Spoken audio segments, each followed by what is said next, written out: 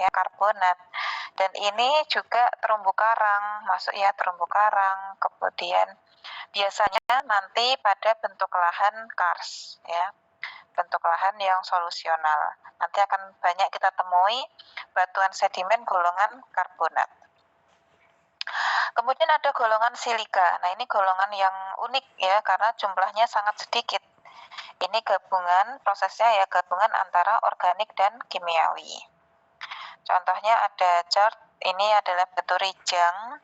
Batu rijang itu yang juga kabarnya untuk perhiasan ya, berwarna-warni karena memang masuk mineral silika. Nah, di antara tadi organik dan kimiawi itu tadi ada masuk silika sehingga nanti menjadi batuan yang cantik, batu rijang. Kemudian ada golongan evaporit. Nah, ini terbentuk di lingkungan danau atau laut tertutup. Nah, seperti tadi yang saya contohkan Himalayan salt, garam Himalaya, ya, batu garam. Itu juga bisa jadi masuk ke golongan evaporit ini. Kalau mengenal juga ada tambang garam tapi di pegunungan. Nah, kalau di Indonesia kan tambang garamnya ya di pesisir ya. Ada tambang garam di pegunungan. Nah, itu juga awalnya dulunya berarti ya terbentuknya ada batuan sedimen itu ya terbentuk di lingkungan danau atau laut yang tertutup. Jadi sudah tidak ada lagi suplai air hujan, tidak ada lagi suplai air tawar yang lain. Jadi sudah tertutup, kemudian dia mengalami evaporasi dan terbentuklah nanti batu garam. Kemudian golongan terakhir ada golongan batu bara. Nah, ini terbentuknya dari organisme, khususnya tumbuhan di sini ya, yang tertimbun, tertumpuk, kemudian nanti yang tidak mengalami dekomposisi, dia nanti menjadi apa namanya tuh kok di batu bara, kemudian mampat ya, mampat, kemudian lama-lama dia menjadi batu bara. Nah, tentunya kalau batu bara ini perlu perlakuan khusus ya. Nanti kalau teman-teman cari ya proses pembentukan batu bara ini pun juga banyak stepnya, ada 6 step sampai yang paling terakhir benar-benar batu bara yang mampu dimanfaatkan untuk bahan bakar. Nah, itu adalah contoh dari batuan sedimen di sini, golongan batu bara. Ya. Kemudian parameter sekarang, parameter batuan sedimen yang ini sekarang yang klasik dulu. Kalau parameter batuan itu sama seperti di batuan beku, juga kita lihat dari tekstur dan juga strukturnya. Nah, sekarang yang klasik, ini teksturnya ya berhubungan dengan ukuran dan bentuk butir serta susunannya. Jadi ada 3 hal ya, ukuran, bentuk butir, dan susunannya. Yang itu semua, tekstur ini dikontrol oleh media dan cara transportasinya. Jadi medianya apa, cara transportasinya menggunakan apa dan bagaimana, di mana nanti tempat pengendapannya. Kalau ukuran butir ini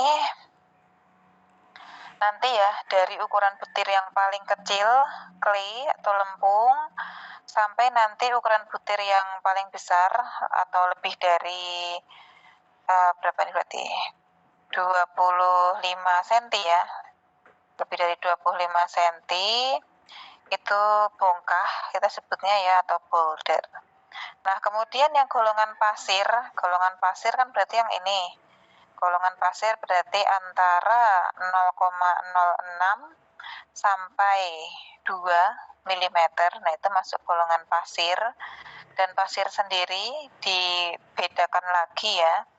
Ada yang pasir kasar, sangat kasar, sampai yang pasir sangat halus. Itu kalau kita berbicara tentang besar butir, ya, ukuran butirnya. Kemudian kita kenal sortasi, pemilahan. Nah, sortasi ini merupakan keseragaman ya. Keseragaman dari ukuran butir yang menyusun suatu batuan sedimen. Jadi besar kecilnya tadi, ukuran-ukuran butir tadi yang dari misalkan ya boulder ataupun ketemu ukuran butir yang clay. Nah, ini seragam apa tidak ya, keseragaman ukuran butir penyusunnya. Kalau semakin seragam berarti nanti sortasinya akan semakin baik. Contohnya di sini ya, sorting ini diambil dari komparator batuan sedimen. Kalau kemarin batuan beku ada komparatornya, di batuan sedimen pun juga ada komparatornya, sampai nanti penamaan atau klasifikasinya ada komparatornya. Nah, jadi ada yang very well sort, ada yang very poorly sort. Nah, ini sortednya ya. Nah, ini kalau semakin seragam ukuran butirnya, nah ini berarti sortasinya akan semakin baik. Berarti di sini mencirikan kalau semakin baik seperti ini, berarti dia diendapkannya atau proses pengendapannya ini adalah oleh aliran yang lambat. Aliran yang lambat dan stabil, sehingga dia bisa membawa ukuran butir yang seragam. Kalau ukuran butirnya nggak seragam seperti ini sortasinya, berarti bisa kita asumsikan lingkungan atau proses pengendapannya itu dia dibawa oleh aliran yang tidak stabil, turbulen ya, aliran yang turbulen ya, tidak stabil, sehingga nanti material yang terangkut pun juga bermacam-macam ukurannya, ada yang besar, ada yang kecil. Kemudian kita bisa mengamati juga dari roundness-nya, dari kebundarannya. Dari kebundaran, ini ya, kalau kebundaran itu kan nilai membulat atau meruncingnya bagian tepi butiran. Ini hanya ada di sedimen klastik. Ya, berarti dia di sini hasil rombakan, ya, bukan dari hasil yang kimiawi. Hasil rombakan pecahan batuan ini kita bisa lihat roundness-nya seberapa besar ya ukuran kebundarannya. Nah, ini juga bisa menjadi ciri. Nah, di sini kita kenal ada yang very angular, yang bentuknya masih menyudut-nyudut seperti ini. Ada yang sampai well rounded, ya, jadi yang membulat dengan baik seperti ini. Kemudian di sini ada dua gambar, ada yang high sphericity, ada yang low. Kalau yang sphericity ini kan sebenarnya nanti kaitannya dengan tingkat kebundarannya ya, tingkat kebundarannya. Kalau yang sphericity-nya tinggi, berarti dia nanti akan membentuk bundar yang utuh bundar. Kalau yang dia rendah, nah dia akan menjadi pipih seperti ini asosiasinya. Kalau dia semakin membundar, nah, bahkan yang high ya, sphericity-nya high, ini berarti dia di sini sudah banyak pengikisan, sudah mengalami transportasi yang begitu panjang, ya. Jadi dia biasanya kalau yang bundar, pipih gini, kalau kita berbicara roundness-nya, baik yang bundar, yang pipih ini halus permukaan luarnya, berarti dia nanti berasosiasi dengan bagian muara. Kalau yang masih kasar, lancip-lancip, masih runcing-runcing, berarti dia banyak ditemukan di bagian hulu. Nah, itu berarti kita bisa memiliki asumsi seperti itu. Kalau yang semakin sphericity-nya semakin tinggi, semakin bulat, nah ini dia berarti banyak pengikisan selama perjalanan, selama dia tertransportasi. Kalau yang dia low, sphericity-nya masih rendah, berarti dia belum tertransportasi yang jauh. Jadi masih dekat-dekat aja. Ya, yang nggak terlalu jauh perjalanan si bahan-bahan rombakan ini untuk menjadi batuan. Nah, kemudian misalkan kalau kita ketemu di pantai ya, di pantai Anda menemukan batuan yang pipih seperti ini ya, ini kan ciri kita tadi low sphericity dan juga dia sudah mengalami proses pengikisan juga ya, tergesek-gesek, tertransportasi, mengalami erosi. Akibat apa? Akibat abrasi. Ya, jadi kan tidak harus dari aliran sungai, tidak harus dari angin, dari arus gelombang abrasi itu juga bisa menjadikan bahan-bahan rombakan seperti ini ya, menjadi batuan-batuan yang kecil pipih seperti ini. Kalau Anda amati ya, mengambil, kadang ada yang ngambil batuan pantai, batu pipih ya ini. contohnya. Kemudian kita kenal juga ada yang namanya kemas atau fabrik. Nah, ini seberapa banyak rongga antar butir atau susunan antar butir. Ini kalau kita berbicara susunan antar butir, ada kemas atau fabrik. Kemas tertutup, dia sedikit atau tidak ada rongga antar butir. Ya, berarti yang ini adalah kemas tertutup. Sudah tidak ada rongga antar butir. Tadi yang batu lempung ya, ini sudah jadi batu lempung tadi. Nah, kemudian kalau yang dia kemasnya masih terbuka, ya, kemas terbuka ya contohnya ini, masih ada rongga antar butir ya. Jadi masih kelihatan ya, poros-porosnya tadi ya, ruang-ruang antar butirnya masih kelihatan. Nah, kemudian ini juga bisa menjadi ciri dari arah butirnya. Jadi arah arus yang berperan dalam proses pengendapan bisa diketahui arahnya kemana.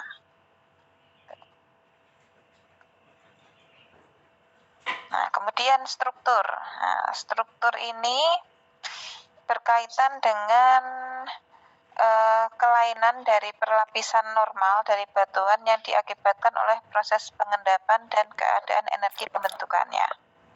Penampakan batuan sedimen dalam dimensi yang lebih besar.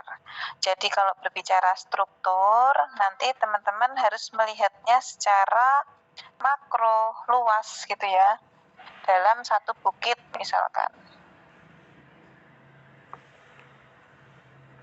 Sebentar, sampai sini ada yang mau tanya dulu?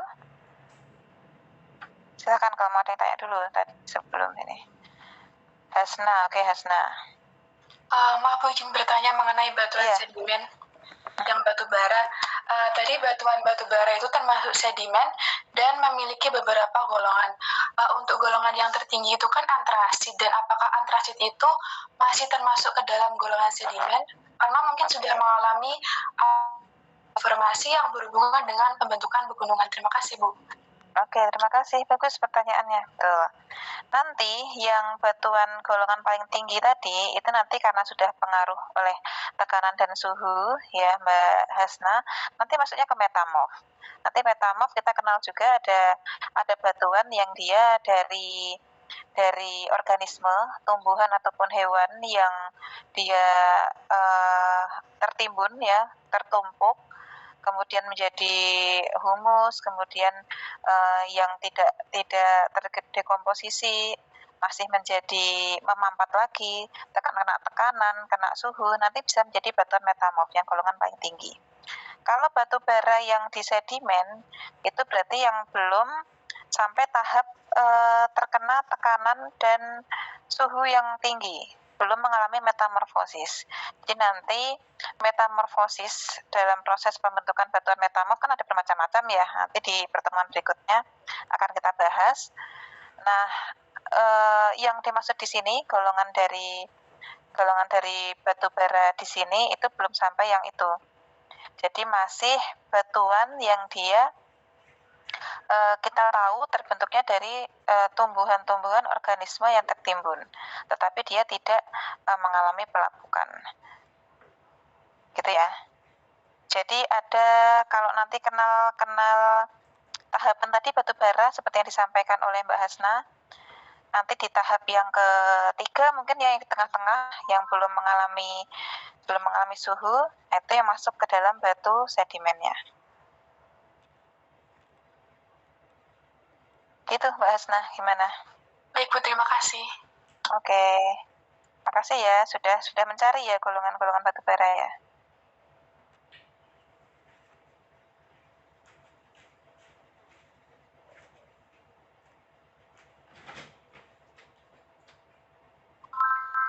Ada lagi pertanyaan?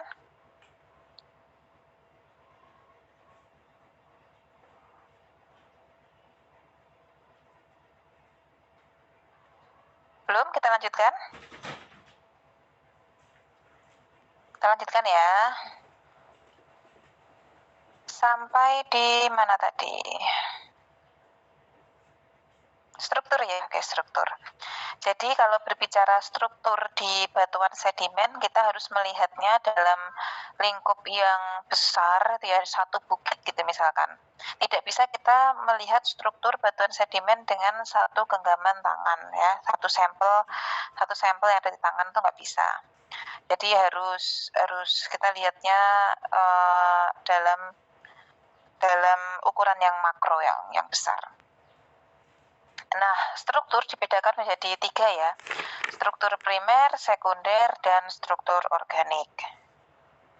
Struktur primer terbentuk karena proses sedimentasi dan merefleksikan mekanisme pengendapannya. Contohnya ada perlapisan, gelembur gelombang, ripple mark. Nah, nanti struktur ini akan kita bahas lebih lanjut di pertemuan berikutnya ya, di minggu depan. Gambar-gambarnya, prosesnya gitu ya. Nah, ini struktur primer dan ini biasanya kita melihatnya itu di salah satu bidang saja. Jadi di bagian atas biasanya yang bisa kita ketahui. Kemudian struktur sekunder terbentuk setelah sedimentasi sebelum atau sesudah diagenesa. Ada cetak beban, rekah kerut, jejak. Nah, itu masuk ke struktur yang sekunder. Struktur organik terbentuk oleh kegiatan organisme seperti moluska, cacing. Nah, ini nanti membentuk struktur, contohnya kerangka, laminasi. Kalau yang struktur tadi ya, diagenesa di sini ya, ingat tadi ya, ada kompaksi, sementasi, rekristalisasi. Tuh. Kemudian nanti kalau yang struktur primer ini merefleksikan mekanisme pengendapannya, berarti nanti kita bisa tahu di situ arahnya ya, arah dari aliran itu kemana. Nah, itu kita bisa melihat dari struktur batuan yang terbentuk ya, strukturnya. Misalkan ada ripple mark ya, ada gelembur gelombang. Nah, itu mengindikasikan dulu arah arus gelombangnya kemana. Nah, itu bisa. Energinya seberapa besar, nah itu juga bisa. Kemudian juga fasiesnya, lingkungan pengendapannya. Kemudian perlapisan ya, kalau terkait perlapisan. Perlapisan adalah bidang-bidang sejajar hasil proses pengendapan. Nah, kalau perlapisan di sini ya, kalau kita pertama lihat gambarnya dulu, perlapisan atau bed sini ya, itu yang lebih dari 1 cm. Nih. Kalau yang kurang dari 1 cm kita sebut sebagai laminasi. Laminasi nanti kita bedakan, ada yang very thick gitu ya, sampai very thin. Jadi kurang dari 1 cm kita sebut laminasi, lebih dari 1 cm kita sebut sebagai perlapisan atau bedding. Jadi kalau ngomongin perlapisan, yaitu yang lebih dari 1 cm. Kalau kita ketemu perlapisan garis-garis, tetapi kalau kita ukur pakai penggaris itu kurang dari 1 cm, kita sebutnya sebagai laminasi. Itu ya. Kenampakan struktur perlapisan ini bisa dipengaruhi oleh beberapa hal. Ada 6 hal. Dari beda warna mineral. Nah, itu juga bisa menunjukkan kenampakan struktur pelapisan. Lapisan atas dan bawah warnanya beda. Ada warna yang gelap, ada warna yang terang. Itu juga dimungkinkan terjadi. Beda ukuran butir itu juga menunjukkan perlapisan.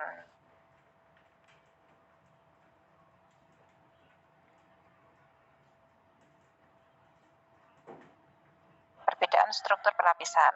Di bawahnya ya, ada yang mungkin semakin ke atas semakin halus, atau semakin bawah semakin halus, atau selang-seling, itu juga bisa.